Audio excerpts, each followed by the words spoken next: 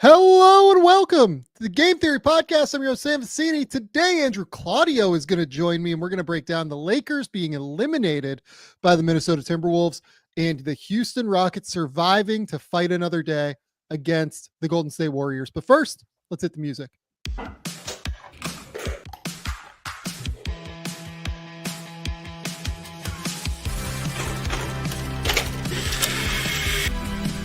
They do have a timeout. Decide not to use it. Way downtown. Bang! Bang! What is this going to be? Wow! Are you kidding me? Hello and welcome to the Game Theory Podcast. I'm your host, Sam Vecenie. Step and smash. But if you watch the tape, what you will see completely orchestrated this game. Andrew, what's going on, buddy? What is up, Sam? Long time no speak, long time no see. It was a little touch and go about whether we were going to go live tonight, but after what the Timberwolves have accomplished tonight, it only made sense. And so I'm honored to be here with you tonight. Let's do it. We are going live so that I can take a massive L about the Minnesota Timberwolves. Look, I thought this series, I think I said Lakers in 6. Like, I thought that there would be tight games in this series. I did ultimately think that the Lakers would win, but credit to Minnesota. When we did this series preview, Bryce and I, we talked about the fact that both of these teams can press advantages against the other one at a really high level. And that remained true to me throughout the course of the series. And in the end, it was really just Minnesota dominating and taking advantage of all of the opportunities that the Lakers set in front of them. And look, like, credit to Minnesota for just in no way, shape, or form ever looking hassled in this series. Like, there was never a point where they looked startled or worried or anything. Like, you know, they win game 1 by 22. They win game 3 by double digits. Obviously, game 4 is a little bit closer, but then tonight, like, the Lakers just like straight up no-showed the first quarter. Like, I think we can say that they just had no idea how to guard. And I think this is a particularly poor JJ Redick series. We'll talk about that in a second, but I think this was a great Chris Finch series as much as it was a poor JJ Redick series. He had Anthony Edwards ready to read exactly what he had to read in terms of the way that the Lakers were going to defend him in terms of switches and in terms of like the doubles and late doubles, and in this game at times early doubles that he was faced with. I thought that Julius Randle was outstanding in the series. The fact that Finch has been able to continue to weaponize him in such a substantial way over the course of the season has been just absolutely elite to me.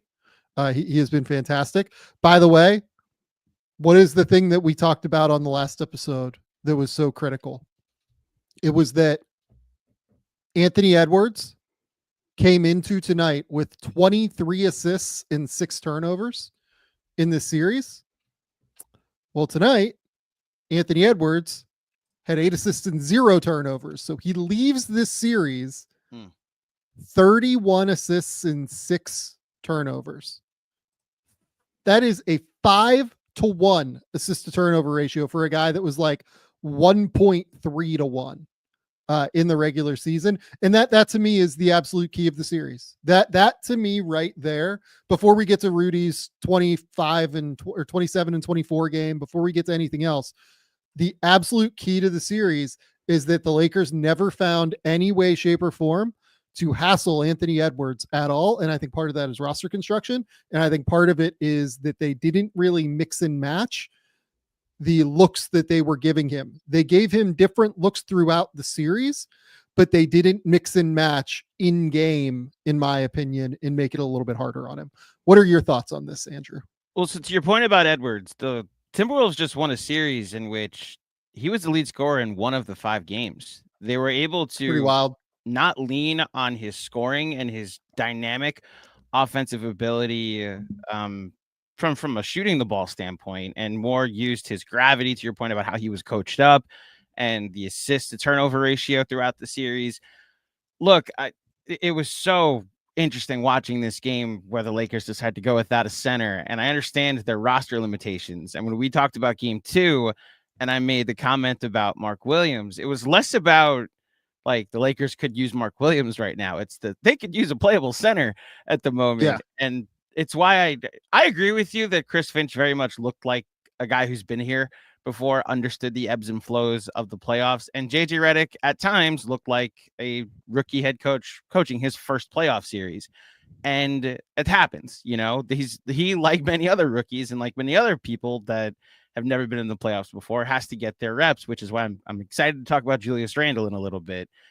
But every single time it looked like a coaching decision could go 50-50, a basketball decision could go 50-50. It always leaned advantage Timberwolves. And I think this may just end up being a trend that, and I want to throw a take at you to an extent, saying that maybe the Timberwolves are this year's Dallas. Like Dallas got hot at the end of last year. They were around a 500 team, then finished 16-4, and then just rode that hot streak to the finals.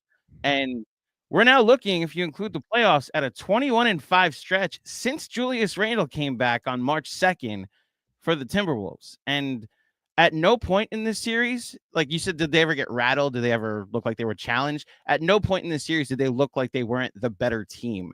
And that's against a team with LeBron and Luka. So hats off to the Timberwolves. They deserve a ton of credit. Yeah, I mean, to me, and look, I'm going to pick Minnesota to win next round, no matter if it's Houston or Golden State. Like, I just want to be clear about that. But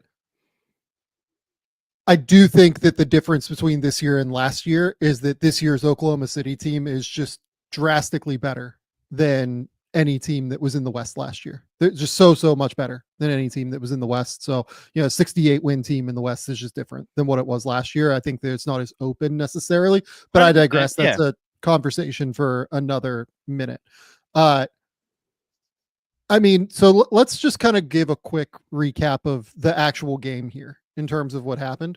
So the Lakers tried a few different things early on defensively, tried to play man-to-man with like some late show help. Like they have been with Anthony Edwards, like very early in the first quarter. And the reason I'm going to start on defense is because the Timberwolves scored 40 in the first quarter. And that was in reality the end of the game, in my opinion. I know that the Lakers came back. It wasn't the end of the game, but it was very clearly the portion of the game that swung the most of the game. T-Wolves scored 31, by the way. They scored 31. Oh, they scored 31. That's right. I'm thinking of Houston scored 40 in the first quarter. The Timberwolves scored 31, which is still way too many at the end of the day.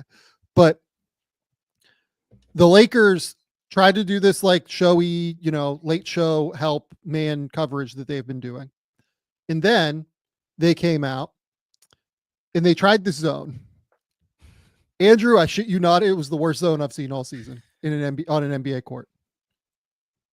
Like, it felt to me, so throughout the later portion of the game, you could see that JJ Redick was telling them, and the defensive coordinator and everything like that, like the goal was, we're going to put 2 on Anthony Edwards anytime he has the ball, right? And one of the first possessions that they play zone, LeBron James just like is in transition trailing, and Austin Reeves like has like Anthony Edwards, like he's very clearly guarding him. He just comes up and guards him. Like LeBron comes up and guards him and like almost acts like he's going to have Austin Reeves like go to the corner and say like, no, I've got this. You go elsewhere. No, like no communication, no talking. Ant just like calmly swing to the opposite, like top of the key, swing to the wing, swing to the corner. LeBron doesn't go and help in any way. It's just like, well, LeBron, like, what are you doing? What are you thinking on defense here? You're just kind of freelancing, freestyling, whatever you want to call it. That doesn't work. The 2 possessions later, like, it was just very clear they like left the middle wide open in the zone with like the wings lifted really, really high. And there are 1 of 2 ways that you can guard this. Like you can have Luka come down and guard Rudy Gobert in the dunker spot, or you can have LeBron just stay on Rudy in the dunker spot. And then you have Vincent like help over to the same side wing. If Naz Reid tries to hit the same side wing, then you just rotate around that way potentially in order to stop him. And they just had like no idea in terms of like what their responsibilities were in the zone. Like on both of these possessions, Luka just looked up with his hands up, just like, what are we doing? Like it was like they didn't know what their rotations were in the zone because they don't play a lot of zone. You know what I mean? Yeah. So like they came out with no energy. They came out with no desperation to me up until Jared Vanderbilt came in. And I want to shout out Jared Vanderbilt. You know, he ended up in this game with 2 points, but had 7 rebounds, 3 assists, and like just completely changed the dynamic for the Lakers tonight in terms of the energy, the aggression, understanding the situation and the desperation that was necessary in the moment. And I'll shout out Luka like later in the game. Luka was terrible on defense in this game. He was terrible before he like pinched his back or whatever he did. He was bad after he pinched his back, obviously. But I will say, like, he made some completely obscene shots in this thing. Like, truly, how in the world did some of these shots go in? Shots. He goes for 28, 7, and 9, 7 of 18 from the field, 12 of 15 from the line, 2 turnovers only.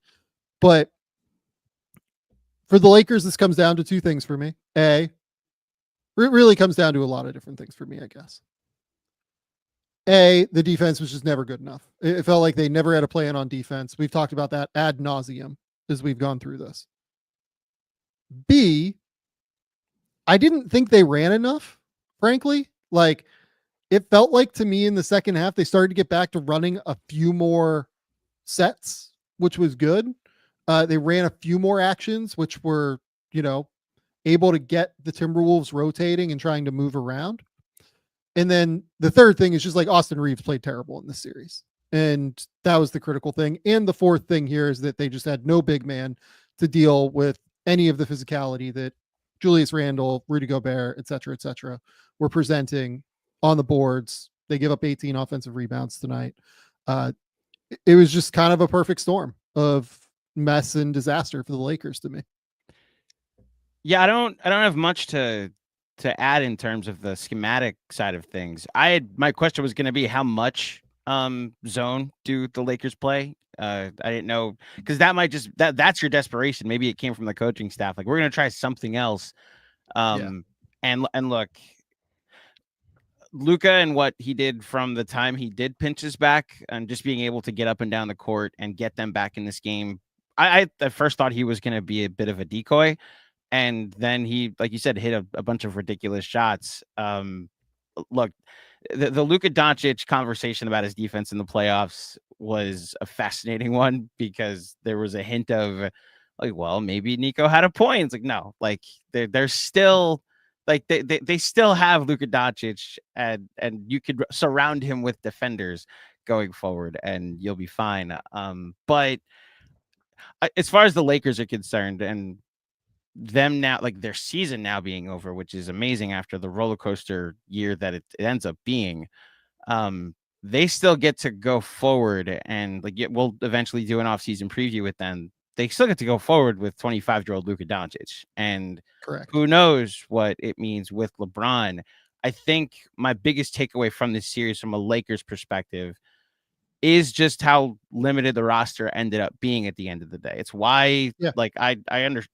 It was insane, and I'm coming from the world of Thibodeau to play all your starters the entire second half in Game 4. But I do understand JJ being like, we have 2 days off. I don't trust anybody on my bench. I'm just gonna try and close it out with these 5 guys, and then everybody's on ice for the next 2 days to at least tie the series. And when that failed, you wonder how much is left in the tank when you have 6.5, 7 guys that you trust. So they at least, and it's why the Luka trade being what it was also gives them some flexibility going forward to add that they probably wouldn't have had. Like Austin Reeves had an outstanding regular season, especially after the Luka trade.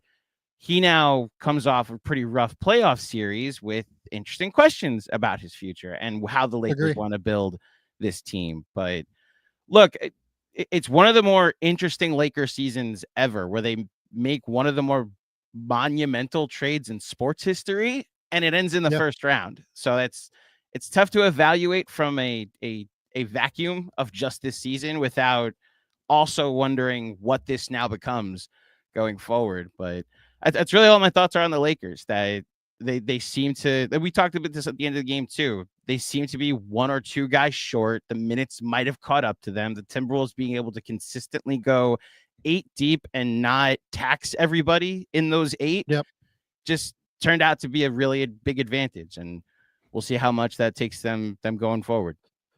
And let's, before we get back to the Lakers real quick, just talk about Minnesota here. The thing I want to credit Minnesota most is we saw the Warriors come out tonight and kind of play with their food a little bit. And like, I just didn't think they had like a serious mentality to try and close down the series. They were fine going Houston. Back to Golden State. Yeah, they were totally fine with it. Credit to Minnesota. They were not fine with it. They did not want to go back to Minnesota. They did not want to have to deal with this again. And Rudy is a guy that has gotten a lot of shit. Like, I did not love the way he played in the first 2 games, defensively, particularly. Minnesota fans will be like, oh, but if you look at like the ISO matchups, you know, he was good in one-on-one defense on the perimeter. I'm telling you, like, if you look at the actual data, whenever the Lakers were passing out of his, I think it was like somewhere between like 1.15 and 1.2 points per possession whenever they were getting Rudy switched out. And that's like a massive number in half court possessions. But credit to him, like, and credit to Chris Finch again. I think that they minimized the switching a little bit more out onto the perimeter. I think that he was still doing it, obviously, and they were comfortable with him picking up the guards. But I think they minimized it just slightly to where it wasn't happening as aggressively previously as it had been in the series. And then Rudy, I mean, tonight, as they put those 2 defenders on the ball against Anthony Edwards constantly, he just took advantage of what was there and had 27 and 24. And credit to him for doing that. I will say, we finally saw the Lakers put 2 on the ball against Anthony Edwards, and they really did it for the final 3 quarters, I would argue, of this game. They gave up 72 points in 3 quarters. Like, that's like 24 points a quarter, right? If you give up 24 points in a quarter, you expect to win an NBA game. It's just the first quarter was not good enough, and the Lakers offense was not good enough in this game. So I actually think the 2 on the ball strategy against Ant worked by and large and was the right way to do it. There were like bad defensive breakdowns that looked ugly, but by and large, I thought it was okay in terms of the way it bore itself out over the large sample. How did you, so we should talk just quickly about the 18 straight 3-pointers that they missed, which could color what their offensive rating and what their offensive performance looked like tonight. So how, of those looks that they got, did you think that was the Lakers forcing them into tough shots, like tough looks, or did they get good looks and just miss? Yeah, I think that they made like Nickeil Alexander-Walker take 9, right? And I felt like, and like, he's probably the guy and like, I'm not saying Nickeil's a bad shooter, but if I have to pick a shooter on Minnesota to shoot, it's probably him, right? Anthony Edwards going 0 for 11, like, Ant's not going to go 0 for 11 on threes, but also they were putting 2 on the ball against Anthony Edwards. Like, a lot of the time he was taking like tough contested threes, or they were transition threes, or like, you know, trailer threes or whatever. Right. So yes, I think that they got pretty reasonable looks from time to time. Like, the guy who got good looks to me and just missed was Dante. Yeah. Like, Dante, it felt like probably could add 6 more tonight, at least 6 more points, not 6 threes, but like, you know, he could have easily gone 4 for 12, and this is a double-digit game instead of a 7-point game, right? But yeah, I think that Minnesota handled all of this quite well, I guess is my point. Even if you say that they make 3 more threes in the third quarter onward, right? And, you know, they go 10 for 45 or whatever it was, instead of 7 for, what was it? 7 for 47, 7 for 45. I forget what the number was. Like that's still only giving up 81 points in 3 quarters. Like, I think that they did. Basically, my point is, like, we've been begging them to put 2 on the ball against Anthony Edwards for, you know, all series basically, and they finally did it, and I think it worked. And Minnesota did a good job of executing off of that for the most part as well. And Rudy did a great job of creating second chance opportunities, finishing as a, you know, being the play finisher that he has to be. But I thought it was the right strategy from the Lakers, and I think that the numbers will bear it out whenever we actually look at it. I don't disagree with the strategy in theory. I think look, going 1 of 17 from 3 in the second half is just it's an anomaly. And I kept Totally. wondering as I was watching, do I think the Lakers are defending them well, or do I think they're missing threes? And it's the push and pull that I'm going back and forth with. I agree that them trying something new. The Timberwolves had a 118 offensive rating going into this game, like for the series. So clearly something new needed to be tried. And look, they gave up 103 points. So the results at the end of the day were probably enough for the Lakers to win the game. To your point about Rudy Gobert, it almost seemed like he took it personally that the Lakers decided not to play a center tonight. And it was like, you're really going to do this. And look, sitting here with 27 and 21 at the end of the day, 9 offensive rebounds, and every single shot attempt that he took tonight was in the restricted area. It just seemed like even when they got a stop, here comes Rudy. And with authority down the lane or on the rebound, I should say, to make sure the Timberwolves got points out of this. Look, this is just like, again, coming from the school of Thibodeau, the offensive rebounding, the possession battle is such a backbreaker. And when you lose it that way, that you can play good defense for 24 seconds, and then suddenly here comes another possession that leads to 2 easy points.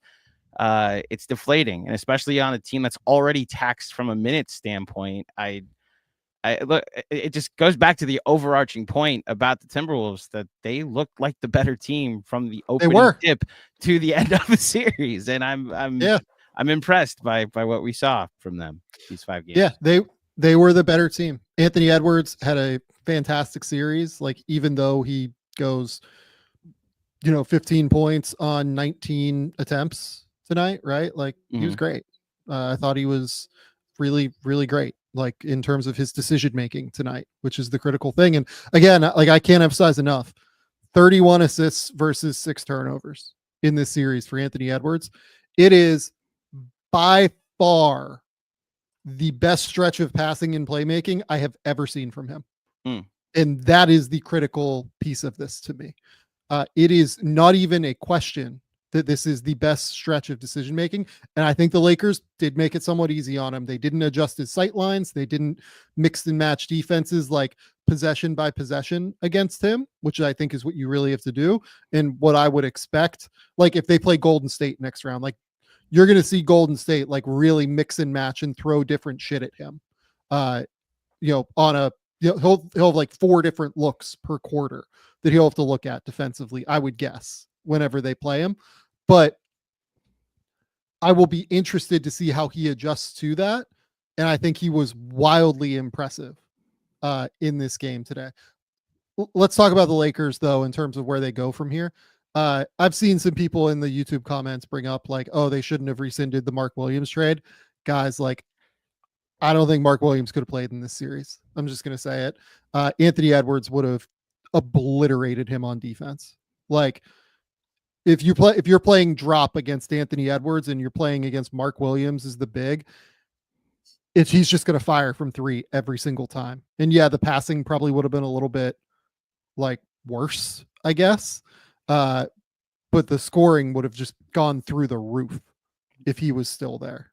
So I don't. It was already pretty high. Valuable. Yeah, and it was already pretty high. Like, the scoring going through the roof. Again, I quoted it. They had a 118 offensive rating, the second best offense in the playoffs. Now, granted, you're only playing one team when you quote playoff offensive ratings, but like, they were really good on offense anyway. And if you add a drop center into the mix, then it probably just makes it even easier. And probably leads in scoring more than just one game in this series. I brought it up at the end of game 2 that I thought it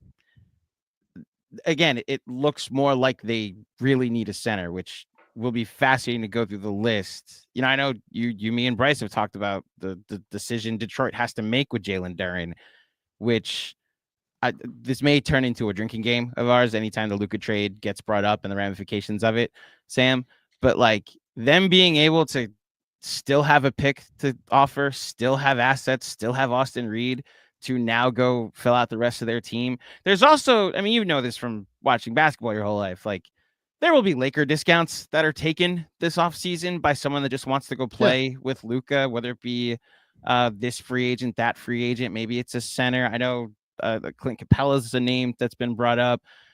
It's less Yeah, like about. I brought up Brooke Lopez on the last show. Like There Brooke's you go. from like North Hollywood. Like, it would make real sense if it was Brooke Lopez to me. So it's less about the Mark Williams thing for me at this point, that got rescinded, and it's way more about they're going to need to address this, even if it ends up being like if you end up playing a series where you need to play small, and this guy becomes a 12-15 minute player. That's why I think this Timberwolves team is so fascinating. They can match up in different ways. We saw Rudy not close in multiple games, and then went to Nas and Julius Randle. There were games where Julius averaged 38 minutes for the series, but there were stretches where the Timberwolves said, all right, we'll rock with Nas and Rudy Gobert at this point in the series. And they're much more diverse in their ability to match up against multiple different looks, which is why you predicted them against the Warriors or the Rockets, whoever they play next. Two different styles in that, where they're going to have to go small a ton against the Warriors, may have to be more physical if they play against the Rockets. They're built to go against a bunch of teams, but to bring this back to the Lakers, how do they get there? How did they get to that point now that they have their cornerstone? Who knows if LeBron James is still going to be there? He ends up having like a really good series on paper, but there were moments where he looked very much 40 years old. Yeah. But how do they get there is my point. How do they now take those next steps to build out their 8 or 9 that they can trust when it's time to go to war in the playoffs? Yeah, and like genuinely, like I'm trying to like think through who the big is that makes sense for them. Like you can make a case, I guess, that it is Jalen Duren if you want to go smaller. Like obviously you can make a case that it's like Derek Lively and trying to like move for him to, whatever you have to move for him in Dallas. Like I'm sure that Dallas isn't going to be excited to move Lively. I'm sure he won't, but like they probably won't move him. Mm-hmm. But like it actually genuinely is hard to find the big. Like the name that immediately comes to mind for me, and probably the guy that I would chase, is Goga Bitadze for Orlando, who like is just not playing in this series and is actually genuinely good for the Orlando Magic. That series ended last night. Apologies, but like he's really good. Like he's actually a genuinely great defender, and he can rim run, and he's like an effective player. Like that's probably the player I would personally target. And if you have like Brooke Lopez as a backup, you have your center position like kind of set. You can play 24 minutes of Brooke, 24 minutes of Goga, and like you can have spacing, you can have a rim runner, you have defenders. Like then you use your real assets. Like I'm assuming it's not going to cost a first to get Goga. Maybe it costs like a bad first or something like that. I don't know, but I'm assuming it's not going to go crazy in terms of what the cost will be for Goga. Honestly, like I might move Dalton Connect for Goga, which is like sacrilege for Lakers fans probably, but I think that Goga is quite good, and I have questions about Dalton Connect. Maybe it's like Goga and a second or something, Goga and 2 seconds for Dalton Connect. I don't know what the price tag is, but there's probably something there. And then you have all of your picks moving forward to be able to make deals. Then you have your center spot like set. You can go out and get like another defensive wing. You can go out and get a few different things that make sense to me in that way. Like I actually genuinely think that Goga is just a better basketball player than Mark Williams right now, though, is part of what my theory is on that.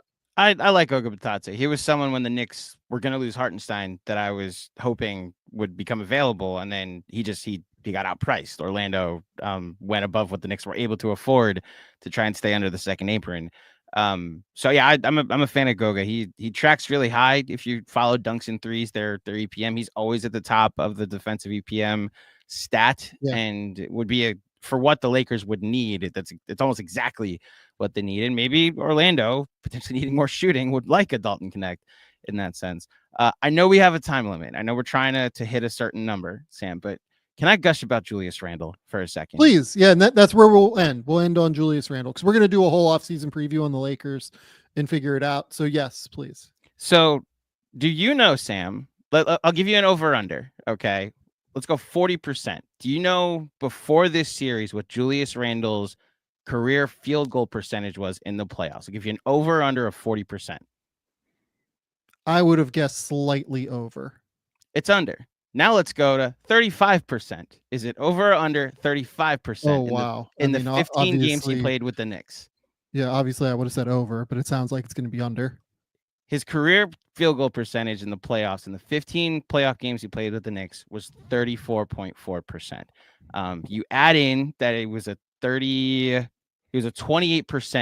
3-point shooter in the playoffs, an effective field goal percentage with the Knicks of 40, which is not great for those who don't know the effective field goal percentage stat. It's just not good. A lot of arrows have been slung his way that, like, taking out the context of how teams just like Atlanta just loaded up on him. It was 5-on-1. And even when he found guys for looks, RJ Barrett would miss shots. Reggie Bullock would miss shots. Like, anybody he passed to that series wasn't contributing. And it was a 1-on-5, which did not work for him. Then he has not one, but two major ankle injuries that make him get surgery after the season. He comes back for the Cavs series and is largely a decoy, gets hurt in game 5, then comes back for game 2 against the Heat and is again largely a decoy. And unfortunately, like the low effort stuff and some of the defensive things were frustrating, but I always felt the need to defend him, recognizing like the context that was involved. And last year, I really thought after they traded for Anunoby, like, okay, this is the year we'll get to see, like, he's got optimal spacing. There's all these impact players around him on the floor. Is this going to be the year that we see a good version of playoff Julius? And he dislocates his shoulder and misses the entire playoff run. And then he goes to Minnesota, where for the first 3-4 months of the season, we're thinking the Wolves just completely like fumbled this. Like, you gave up Cat for like Julius Randle, who you're by the way, you know? Like, let's be clear about that deal. Massive win for Minnesota now. I think. Yes. It's fine for New York too. Like, I'm not saying it's a loss for New York, but for what Minnesota needed, they needed another asset. They needed another piece of depth, and they needed like salary sheet flexibility here moving forward. They get all three of those things done, and they're still in the second round of the playoffs now. Right. This is a huge win for Minnesota to me now. It's definitely at the point where Minnesota can't lose the trade. I agree with you. It's a win-win at the moment. We'll see what the Knicks do when they eventually get to their offseason. But as far as Julius is concerned, I come from a portion of the Knicks fan base that, and I'm going to get a little personal for a second. I'm sure everybody has a different experience of how hard the pandemic was. It was very hard on my family in particular.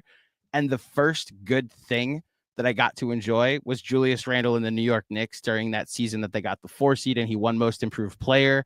And every time he would struggle, I'd always be like, yeah, I'm always going to thank him for that first season and want him to figure it out and to succeed.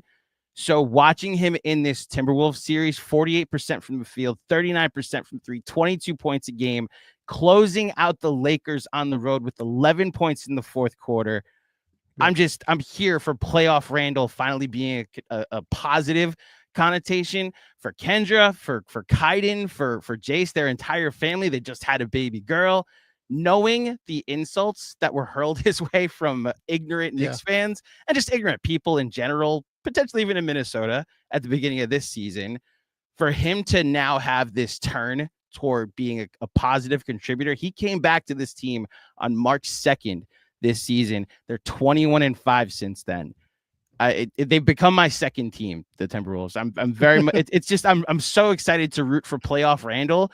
And playoff Dante is not that bad either. So, shout out to Julius for having a great series against the Lakers. I love it. You know what else I love? I love PrizePicks. Well done, sir. Shout out to PrizePicks. PrizePicks is the best place to turn your sports knowledge into cash. With millions of members, PrizePicks has made daily fantasy sports accessible to all. You just pick more or less on at least 2 players for a shot to win up to 2,000 times your cash all season long. You can run your game on PrizePicks. Cash in on the basketball playoffs with PrizePicks. Don't miss your last chance to add your favorite players from the court to your PrizePicks lineup, whether it's points, rebounds, assists. Take your pick of more or less, and for your shot to win up to 2,000 times your cash today. Turn your playoff hot takes into tickets to basketball's championship series. Starting with the play-in round, every lineup you make on PrizePicks will enter you in the Takes Two tickets sweepstakes, which could get you a +1 VIP trip to the ship. Prize Picks is just genuinely the absolute best. Every Tuesday, Prize Picks will discount several projections on the board, usually by 15 to 25%. Fridays, they have Flex Friday. Make sure you opt in and tap the checkbox in your lineup builder to be eligible for the protected play. Choose squares from any game on the board. If your lineup does not win, you get your net losses back in promo funds up to your promo limit as soon as the lineup settles. Download the app today and use the code Game Theory to get $50 instantly after you play your first $5 lineup. That's code Game Theory to get $50 instantly after you play your first $5 lineup. Prize Picks, run your game. Second sponsor tonight, Skims. Whatever your usual complaints are about underwear, be it comfort, fit, shopping for it, just the trial and error of having to figure it out while you're in a store, Skims is going to take all of that away because Skims just has the best underwear going around. It is a fantastic, fantastic product because they do just have the absolute most comfortable brand, not just in women's underwear, but also in men's underwear as well at this point. I'm just telling you, the fabric, the fit, it's so soft. It just really does benefit my lifestyle personally, but I'm betting it's going to benefit all of your guys as well. Shop Skims Men's at skims.com and go over to Skims stores. Let them know we sent you after you place your order. Select podcast in the survey and select our show in the drop-down menu that follows. Skims is the official underwear partner of the NBA, WNBA, and USA Basketball. Go to Skims, SKIMS.com. That's Skims, SKIMS.com.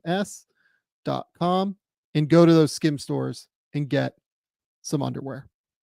Okay, Andrew, we had another game tonight. The Houston Rockets defeat the Golden State Warriors 131 to 116.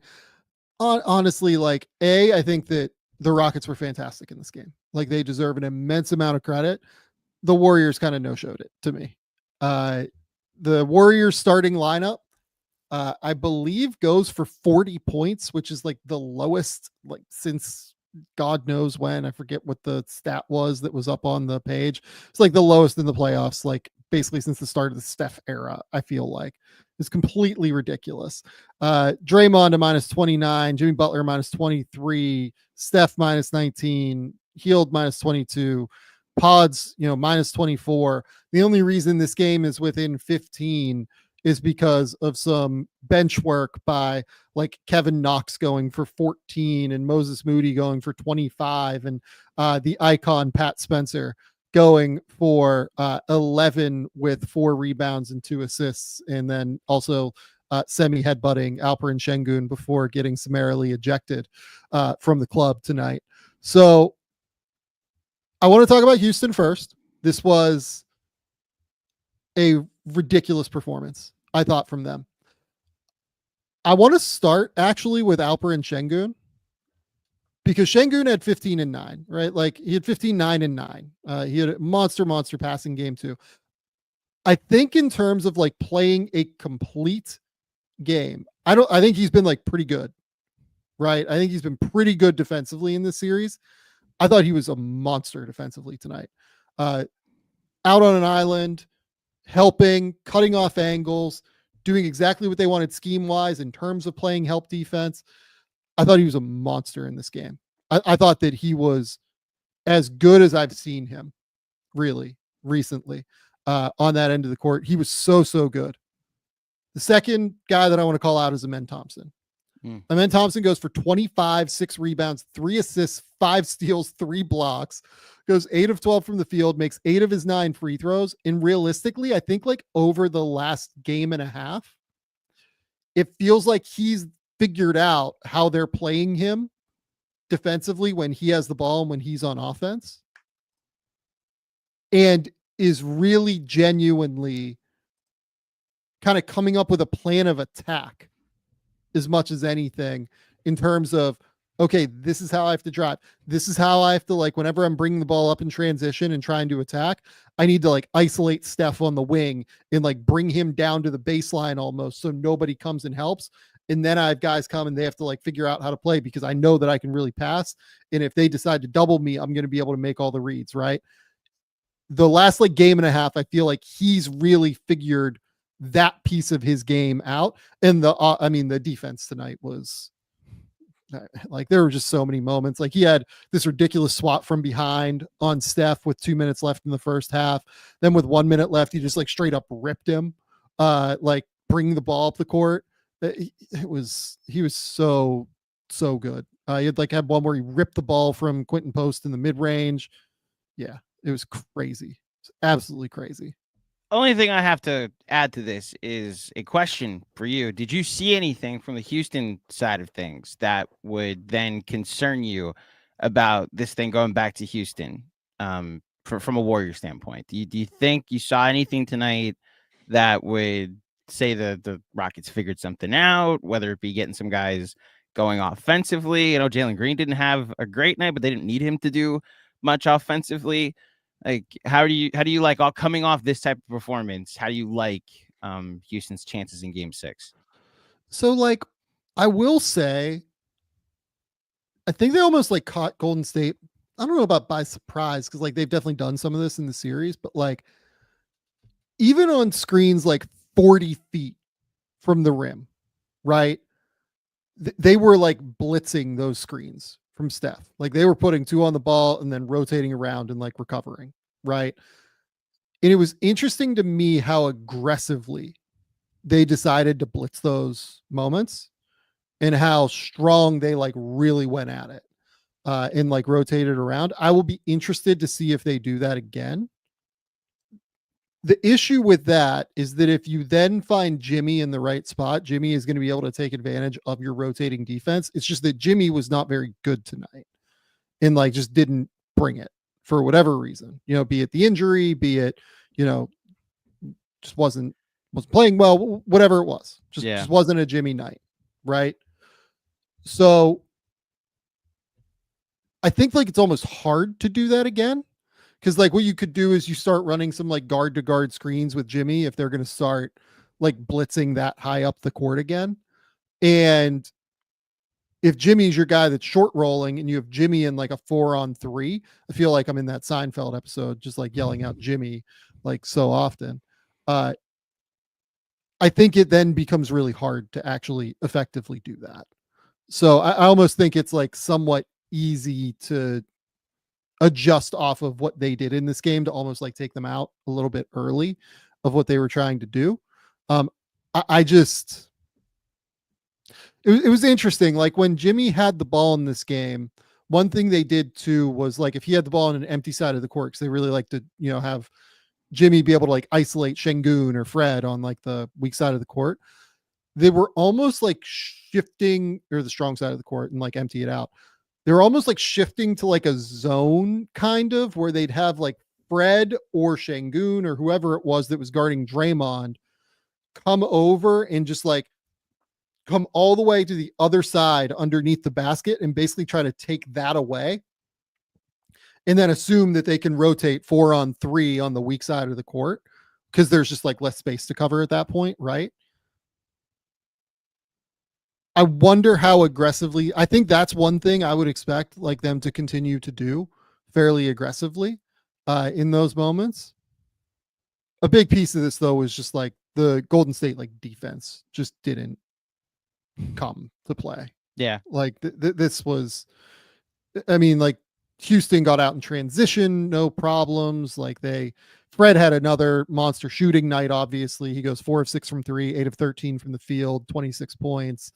Like, I do think if Fred keeps shooting like this, like it does create problems for sure for the Warriors. But I do think that this was probably more anomalous from a Golden State perspective, as opposed to a like a true solve.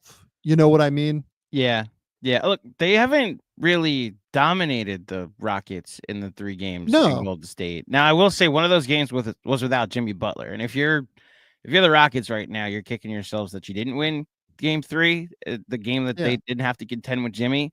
Jimmy also, I know this from his Miami days. He did this in that series against the Knicks 2 years ago. He'll take a game off in the sense of, I know we're up 3-1. I'll kind of pick my spots here and there, and then I need enough in the tank for 3 more games. So how about I minimize this and make sure I have even more in the tank for the next 2 games. I thought it was telling when it was, I believe, a 27-point lead to start the 4th quarter, and Kerr put the entire back 5 on the roster on the court.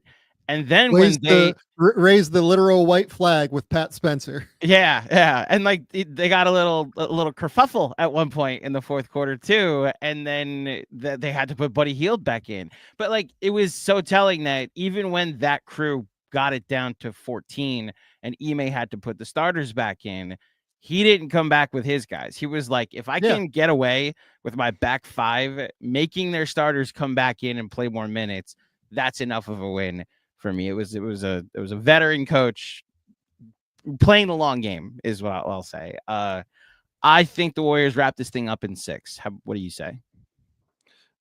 I still think I would take the Warriors. I agree.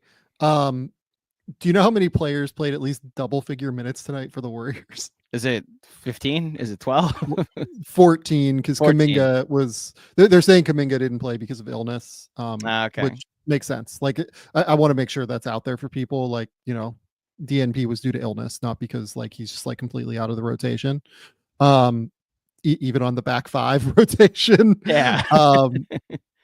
Look, I enjoyed the former Nick Kevin Knox. I enjoyed the Kevin Knox flurry that showed up in the 4th quarter. It made the game somewhat interesting down the stretch. Oh, look, like, can we make the whole damn plane out of Cam Spencer and Pat Spencer? Like, that's where I'm at in my life. Like, I just want. It was hilarious. Like I told you this, I was texting. I'm in a group chat with some of my NBA friends, like that work in scouting and front offices and everything, and we kept like sending back and forth like the Cam Spencer and like Pat Spencer stuff. And one of my buddies said something like, let me see if I can pull it up.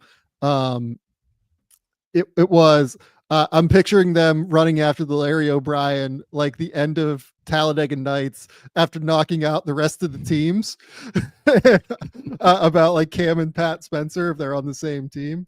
And I was just like dying at that. And then I realized that really like we could get a full just Ricky Bobby costume with those 2 shilling products like they do. Yeah. Like if you don't chew Big Red, fuck you. Like imagine that coming from Cam Spencer. That'd be the best. Or coming from Pat, right? And Pat sitting there with the mustache like Cal Naughton. This is just free money for the Spencer brothers representation group. This is it. Like, this is how you do it. And by the way, the funniest thing, I got a tweet sent to me from a Connecticut fan who sent me a photo of Cam Spencer and their brother Will in a literal Talladega Nights costume. They already own the costumes. This is the easiest thing in the world. Any of you kids out there that haven't seen Talladega Nights, by the way, shame on you, and please go watch it. That is our homework that we send you for tonight. 2 more questions, hypothetical questions. Yeah. So that game at the end of the season, the last day of the season, the Clippers and the Warriors that decided all the seeding in the Western Conference, the Clippers ended up winning to send the Warriors to the play-in. The Warriors win that game. I believe it ends up being Denver, Minnesota in the 4-5 and Lakers, Warriors in the 3-6. How do you think those series play out? So if it's Denver Warriors. No, Denver, Minnesota, and then Clippers. So the Clippers end up being the 7. So let's say they beat Memphis and they would end up playing the Rockets. So let's start here. Clippers, Rockets. How do you think that plays out? Clippers, Rockets. I think the Clippers win. So then it's Lakers, Warriors in the 3-6. How does that play out? I think the Warriors. I mean, based Me off too. what we saw from the Lakers, I think it's the Warriors. I do too. And then the fun one would be Denver, Minnesota, round 2. Because that would have been the 4-5. I think I would say Minnesota, honestly, based off of what we've seen. I would say Minnesota too. I would have enjoyed watching Jokic try to right some wrongs from last year. Yeah. So that was just a I fun will say, hypothetical for me. Like one thing we didn't say last night is if it is Denver, Oklahoma City, if Denver closes out the Clippers here tomorrow, I am fascinated to see Oklahoma City versus Denver. I think they will win. Like, I think Oklahoma City will win in like probably 5 or something, to be honest with you. Maybe that's just me disrespecting the Nuggets again. But the whole thing that the Oklahoma City Thunder did this summer was like predicated upon beating Jokic. Yep. And having a real like size based player in Hartenstein to be able to match up with Jokic. So that matchup is like automatically interesting to me in a lot of ways. Yeah, he struggles with the bigger guys though, which is the interesting thing about that series. Not Isaiah. Isaiah. Yeah. Like last year, the Knicks' best defender on Embiid wasn't Isaiah Hartenstein. Now there was so it was a mix of OG and Mitchell Robinson. Anytime he closed 3 of the games of that series, and he missed one of them because someone pulled his leg down. But I liked the OG with Mitch coming over to help personally. The point that I'm making though is like iHeart like couldn't stay out of foul trouble. It was either Embiid blow by, Embiid back down, or Embiid force you to get to the line. And it's why I think a different type of center, like you have Jokic and you have baby Jokic, as iHeart used to be called in New York. I am fascinated when the guy's not trying to foul bait and is just going to use his athleticism and that back down post move that he just suddenly puts up the layup. Like that, I think actually leans into iHeart's strengths when the guy's not trying to get a whistle. He's more just trying to make a shot. Yeah. And I'm curious like how they guard him. I agree with you. I would pick the Thunder in 5 or 6 games. Like my respect for Jokic is that he gets 2 wins out of that series. I said this last week. I need to start, and I think America, like the world, we need to start talking about OKC like the 2017 Warriors with how good they are and have been. And that reflects that type of playoff run. As much as I think the Wolves could be this year's Dallas, you're right. There wasn't this version of OKC waiting for them. I just mean, it wouldn't shock me if we're looking at, even though they're a 6 seed, the Wolves in the conference finals, and we're like, they're like 4 wins away from the finals all of a sudden. So we'll see what happens. The other hypothetical that I want to ask you is just a poll for this weekend. How many game 7s do we get? I'll say 1. So you think which one? Say it. Say it. No, because I don't think I do think the Knicks win tomorrow. Okay. I will say that. Like I do think that. I know we talked about this last night, but yeah. I will say Clippers get to 7 against Denver. Look, like part of this, if you made me pick like an over under of 1.5, I would probably take over, or I would probably take under. Okay. In all honesty, I'd take over for what it's worth. But yeah, that's the neurosis in me thinking the Pistons are going to win tomorrow.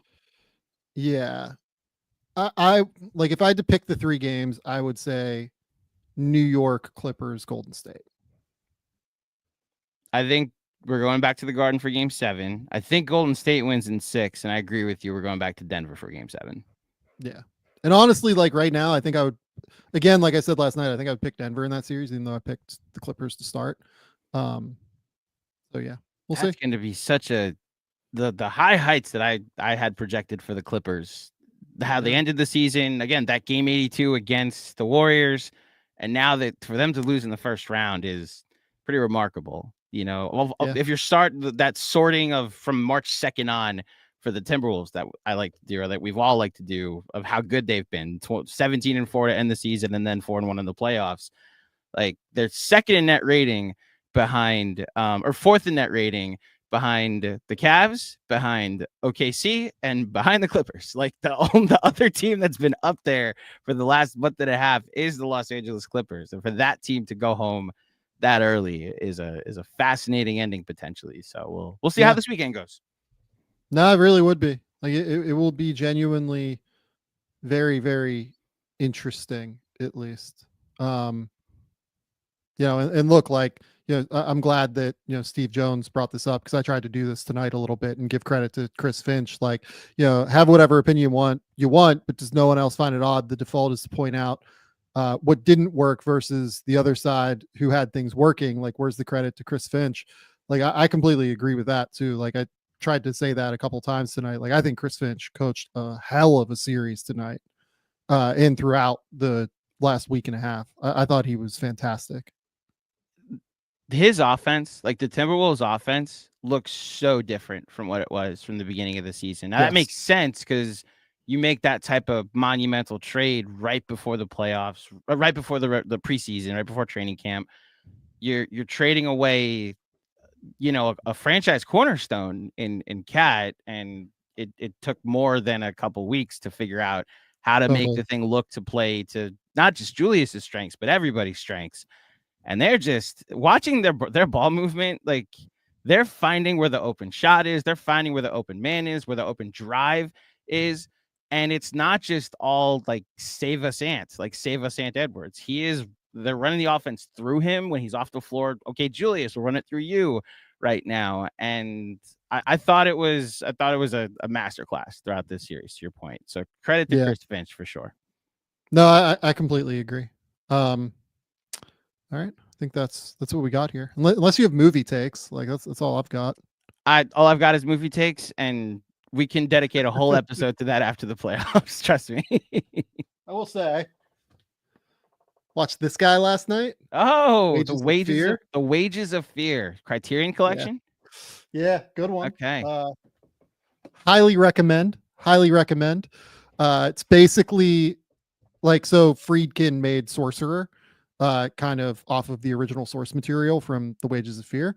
Mm-hmm. And I mean, it's like 2.5 hours, but the last 90 minutes are basically as thrilling as any movie. It's from 1953, and like, it's as thrilling as anything that you will see. Like the whole thing is that these guys have to take this truck filled with nitroglycerin in the back from one place to another in order to like help put out a fire. And at any point the truck can explode. Like they cannot be doing anything. Like it can be like not their fault, and the truck can just explode. And it's amazing.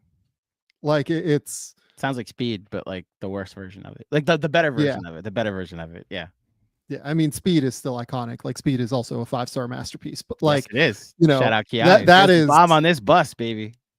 Yeah, like that is also like a full scale, like 5-star, like masterpiece. It's amazing. Yeah, my only movie take, and I hinted at this yesterday from I'll echo Damien here. Sinners is an awesome movie. Saw that yesterday. Damien, I've seen it twice. Was gonna see it Thursday if the Knicks took care of business against the Pistons, but now I can't, and now I'm stuck seeing the Thunderbolts, which is allegedly good according to the early reviews. But I'm seeing Thunderbolts the next movie trip I'm allowed to take. And unfortunately, I can't see. I see Jay right here seeing it in IMAX Saturday. Guess what I can't do, Jay? See it in IMAX ever, because it's leaving IMAX here in New York to make room for Marvel. So I'm jealous of you, Jay. Congratulations. I heard it's awesome in IMAX. From me, unfortunately. Yeah, from Sam. You gotta see it in IMAX. Literally, I can't. The Knicks keep losing. Yeah, literally, like the only place that I happen to be in the city where it's doing the 15 frame, 70 mil. So yeah, I got lucky. Okay, Andrew, tell the people at Knicks Film School. Tell the people what's going on. You can find Knicks Film School on YouTube, on our podcast, on the podcast feed, iTunes, Spotify, wherever you get your podcast. Find us on all socials, TikTok, Instagram, Twitter. We're on Blue Sky, but we're putting content out everywhere. We have a Substack as well. I'll be covering the Pistons series, however long it goes. And whether it be the Boston series next or the off season, we'll have full coverage of all of that in the not too distant future. And you can follow me. I'm on Letterboxd if you want my movie takes there, and on all socials at Andrew J Claudio _. Yeah. I also am on Letterboxd. Shout out Letterboxd. I write like a little bit longer on Letterboxd from time to time, like 500 words or something. Like I think I wrote like 500 words or so on Wages of Fear last night. Depends on the movie for me. Depends on the movie, you know. Yeah, like I caught Conclave again a couple nights ago, and I just like wrote all-time vape hit.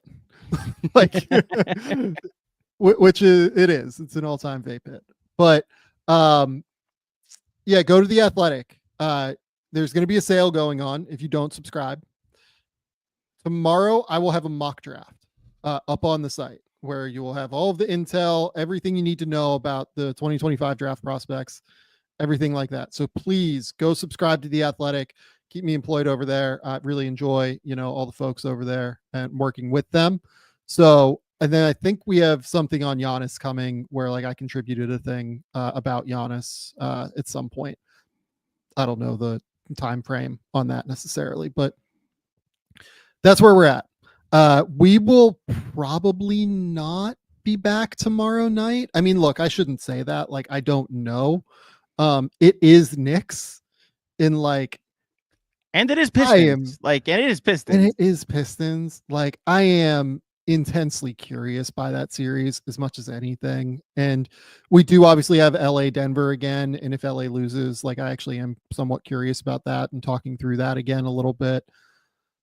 There's a chance. I think you're probably not available tomorrow night because you have Knicks film school stuff available, like going on. I'll be honest with you. It depends how the Knicks do. If they lose, then our post game might be shorter than usual. If they win, that thing's not ending until Friday afternoon. So then, yeah, I won't be available if the Knicks eliminate the Detroit Pistons finally. Yeah, I think like I almost won't go if the Knicks win because like it's almost expected, and then I'll just go over the weekend, right? Whenever we get all of this done, right? But yeah, interesting. Okay, we'll think about. We'll figure it all out. My guess is like probably not tomorrow unless like crazy things happen. But that's where we're at. Thank you all for listening. We appreciate you immensely. Do you know what happened while we've been talking, Andrew? No, what? Pop 28,000 subscribers over on YouTube. Hey! We appreciate all of you guys immensely for subscribing to the YouTube channel. I think we jumped like 500, 600 subscribers today.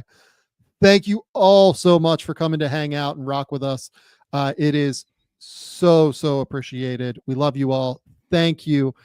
Go subscribe to the podcast feeds as well. We will be back, at some point in the next few days, probably, if not today or if not tomorrow, the next day, who knows? Until next time, we'll talk soon.